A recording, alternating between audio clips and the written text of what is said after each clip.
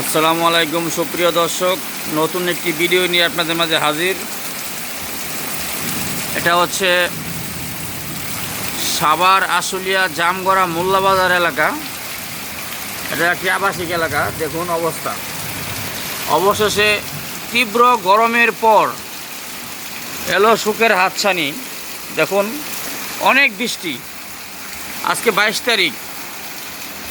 এত পরিমাণ বৃষ্টি হচ্ছে, যার কারণে দেখুন রিক্সার চাকা অর্ধেক ডেবে গেছে পানিতে।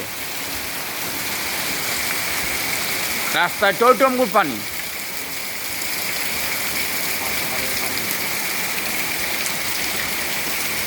আর একটু হলেই, আর যদি আধা ঘন্টা বৃষ্টি হয় তাহলে হয়তোবা প্রত্যেকটি বাসায় এবং দোকানপাটে পানি ঢুকে যাবে। এই দেখুন, এই বাসাটি প্রায় সমান সমান পানি আর গেট।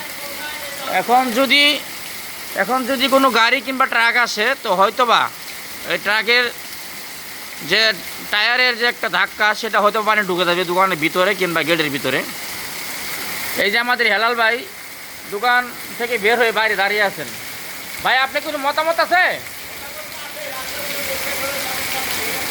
ভাইয়া, কিচ্ছু করার নাই, এটা আল্লাহর কিসমত। এত পরিমাণ বৃষ্টি হয়েছে এবং হইতেছে এখনও রানিংয়ে, যেটা বাসায় প্রকাশ করা যাবে না। এটা এই চিত্রটা যদি কেউ দেখে তাহলে মনে করবে যে আটলান্টিক মহাসাগরের একটি শাখা, কিন্তু আসলে এটা কিন্তু আটলান্টিক মহাসাগরও না, কিংবা কোনো নদীও না, কোনো খাল বিলও না। এটি একটি আবাসিক এলাকার রোড। সঠিক পানি নিষ্কাশনের ব্যবস্থা না থাকার কারণে, যার ফলে এখানে একটু বৃষ্টিপাত হলেই পর্যাপ্ত পরিমাণ পানি জমে যায়।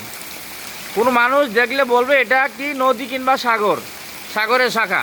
দেখুন যত দূর চোখ যায় শুধু পানি আর পানি, পানি আর পানি। আমি ভিডিওটা জুম করে আপনাদেরকে দেখাই। আমি বৃষ্টির কারণে নামতে পারতেছি না, অনেক পানি। দেখুন কত দূর চোখ যায়। রুটটা অনেক বড় রুট, অনেক পানি। এটা হচ্ছে আমার বাসা। এই যে আমার বাসার গেট, এটা আমার দোকান।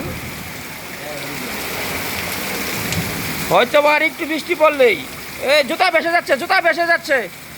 ইমরানের বাপ, আপনার জুতাটি ভেসে যাচ্ছে। আর একটু পানি উঠলে